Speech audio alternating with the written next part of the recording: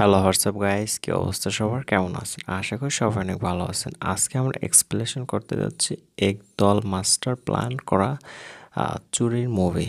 এই চোরের গ্যাংয়ে ছিল এক একজন এক এক ধরনের এক্সপার্ট। কেউ ছিল হ্যাকার এক্সপার্ট, কেউ ছিল তালা খুলতে এক্সপার্ট, আবার কেউ চুরির মাস্টার প্ল্যান বানাতে এক্সপার্ট।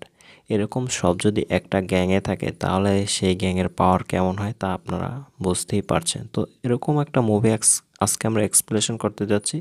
এই হ্যাকারের দল সবসময় বড় বড় ব্যাংক থেকে হ্যাক করে থাকে এবং সর্বশেষ যে হ্যাকটা করেছিল সেটা করেই তার আর জীবনে হ্যাক করবে না এই কথা বলে। সেই ব্যাংকটা ছিল সরকারি একটি ব্যাংক।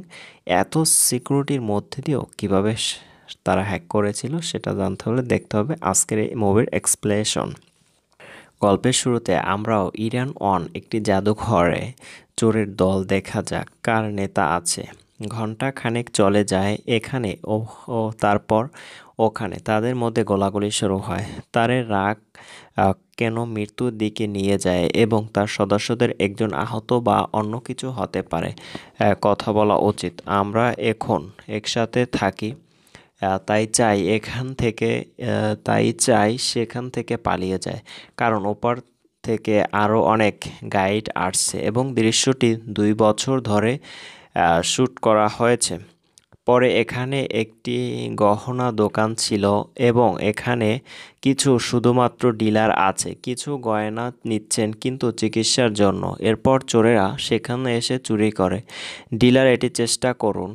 যদি আমার কাছে একটি বন্দুক থাকে তবে এটি একজন ব্যবসায়ী চেয়ে খারাপ কিছু নয় এবং চোরকে পালিয়ে যেতে হবে। দৃশ্যটি আবার শ্যুট করতে হবে গাড়িতে যা আছে তার উপরে এবং একই তার কাছে। চোর বাস্তবে আসে। সারা চারজনই পরিকল্পনা ছিল ওই ডিলারকে ডাকাতি করা, কিন্তু পরিকল্পনা ফ্লপ হওয়ার ডিলার এর পাশে গ্রহণটির নাম এখানে এমন হয় যে আজকাল ভক্তরা চারদিকে ঘিরে থাকে। ছোটবেলায় রাস্তা থেকে চা তুলেছিল তারপর থেকে তার গডফাদার আজকাল এখানে আছেন, তিরস্কার করে এবং চলে যায়। যেখানে বর্জ্যের নিচে ঝোপঝাড়। তার স্ত্রী ও কর্ণা তার বাগানের মালিক। অবস্থা খুব একটা ভালো না। ও আপনার স্ত্রী এবং মেয়েকে সব কথা বলবেন না। বলে না কারণ সে কাউকে জানায়নি। প্রচারে যখন কোনো সমস্যা দিতে চাননি। আমি আবার আমার দোকানে যেতে হবে। একজন লোক তার কাছে আসে যার কাছ থেকে সে ঋণ চায়। এটা নিয়েছে এবং এখনও তাকে টাকা দেয়নি। তাই সে রাগ করে গিয়ে তার গহনার দোকানে গেল। এখন ও চা সবকিছু নিয়ে চা খেতে যাচ্ছিলাম।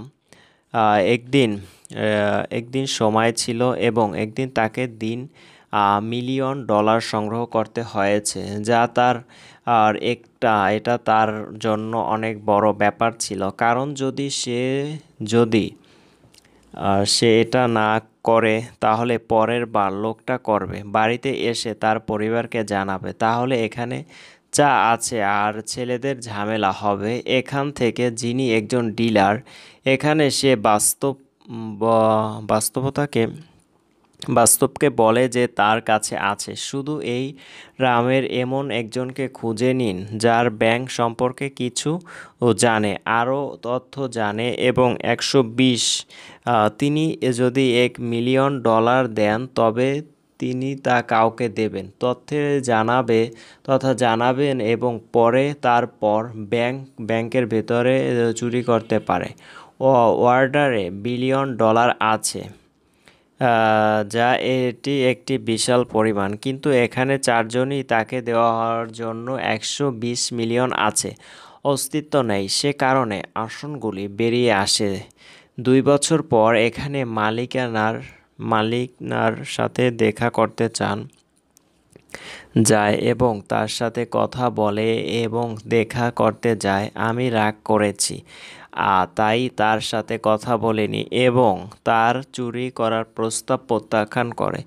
এখন এর পরে আমাদের জ্যাকি দরকার, যিনি একজন ব্যবসায়ী, তার অনেক টাকা আছে এবং সেও প্ল্যানটা যখন বলা হয় তখন সে বলে ফ্লেক্সার সঙ্গে যে দলে থাকাকালীন তিনি তার সাথে কাজ করবেন।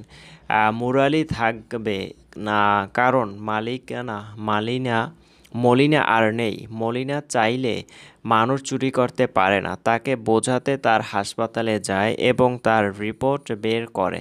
তারপর সে দেখা যাচ্ছে কিডনি বিকল হতে পারে এবং সিকিমে ট্রান্সফার করতে হয়েছে। কিন্তু এরপর খুব দামি মলিনার বাড়িতে গিয়ে তার স্ত্রীকে সব খুলে বলে, আমাকে কিছু বলুন, আমাকে বলুন। বউকেও সব কিছু না জানালে তার শখের মতো মনে হয়ও। এখানে উপস্থিত লালা কিডনি রূপান্তরিত হয়। ট্রান্সফার করতে টাকা লাগবে, কারণ তার স্ত্রী তাকে চায় না। যে কারণে হনুমান এখন ফাইলে যায়। এরপর মলিনা ও ছায়াও যাবে। চলো 20 লাখ টাকার চাল কিনে আসি। যা চা তাদের ডলার দেয়। এখন এই টাকা অবিলম্বে নেওয়া উচিত। ডিলারকে দেয় যাতে সে ধার নিতে পারে এবং যা তার বাড়িতে এসেছিল। টাকা নিয়ে লোকটি চলে যায়। আপন একটি দৃশ্য 4 জনের প্রাণ বাঁচায়। এই সব মানুষ যা শহরে যায় সেই ব্যাংকে তারা চুরি করে। এখানে সেই হোটেলে করতে হবে এবং থাকতে হবে, তবেই সে আঙ্গুল দিয়ে সেখানে যায়, সেই ব্যাংক সম্পর্কিত তথ্য প্রদান করে এবং এই তথ্য খুব দরকারি এবং স্বাস্থ্য থেকে চুরি করার কোনো মানে নেই। এই ফালতু পরিকল্পনা করতে পারে না। এছাড়াও তথ্যের জন্য 120 মিলিয়ন আগে। তারপরে শুধু এত তথ্য আছে যে ব্যাগে টাকা শুধুমাত্র স্থানান্তর করা হয়। ভবনটি সেনাবাহিনী দ্বারা সম্পূর্ণ পাহারা দেওয়া হয়। অফিসাররা করেছে এবং এখানে এই ভালো তো খেলার টাকা একটি শান্ত হয়ে যাবে। অনেক টাকা থাকবে ভেতরে। আর ভবনের ভেতরে প্রহরী জানে কে তার তথ্য তার কাজে সাহায্য করবে। এতে মলিনা রেগে যায় এবং বলে সে এভাবে পরিকল্পনা করতে পারে না। এই বলে সে সেখান থেকে চলে যায়। কিছুক্ষণ পর তাকে রাজি করান এবং অবশেষে সম্মত হয় এবং এরপরে তারা তাদের দলে যোগ দেয়। এই লোকেরা শিল্পকে টক করতে শুরু করে। আমরা একজন মানুষকে খুঁজছি যার কাজ করা। তিনি যথেষ্ট তাড়াতাড়ি অ্যালার্ম বন্ধ করে দেয় এবং ক্রস টিভি নামে একজনকে খুঁজে বের করা যাক, যিনি একজন মেকানিক। এবং তারপরে তিনি অজগরের কাছে গেলেন। নিজের সময় খুব বিখ্যাত ছিল এবং তাও তার সাথে কাজ করতেন এবং তিনি তার খেলায় পারদর্শী। মানুষ তৈরি করতে চায় যে উদ্ভিদের মধ্যে ড্রাগনের জন্য প্রয়োজন তা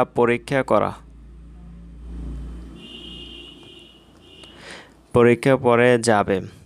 এই অফার এবং এখান থেকে গ্রহণ করার পর তারা সবাই একসাথে চলতে আবারও শুরু করে। সাইফ আলী চাইলে মেহনায় একজনকে ঠিক করে, যিনি পুরো চারপাশের ব্যাংকটাকে ঘিরে পাহারা দেবে, যে বাইরে থেকে কেউ তাদেরকে দেখছে কিনা, তারা যাতে মিশনটি ভালোভাবে সফল করতে পারে। এজন্য বাইরে কয়েকজনকে তারা রেখেছিল। এরপর যিনি পুরো সিসি ক্যামেরাকে নষ্ট করে দিতে পারে কয়েক মিনিটের জন্য, এরকম একজন মেকানিক তারা ঠিক করেছিল। এরপর যিনি হ্যাক করতে পারদর্শী, এরকম একজন ছিল তাদের গ্যাংয়ে। এরপর যিনি সবগুলো লকার খুলতে পারদর্শী, এরকম নিয়েছিল। সবাই একসাথে মিলে তারা একটি রাত্রিবেলা মিশনে যায় এবং চারপাশে পুরো সফলভাবে তাদের মিশন সম্পূর্ণ করে। অবশেষে সরকারি ব্যাংক থেকে তারা কয়েকশো কোটি মিলিয়ন টাকা চুরি করতে সক্ষম হয়। আজকের গল্প এখানেই শেষ করছি। মুভি এক্সপ্লেনেশনটি ভালো লাগলে অবশ্যই চ্যানেলটি সাবস্ক্রাইব করে পাশেই থাকবেন। আর যারা অলরেডি চ্যানেলটি সাবস্ক্রাইব করেছেন তাদেরকে অসংখ্য ধন্যবাদ।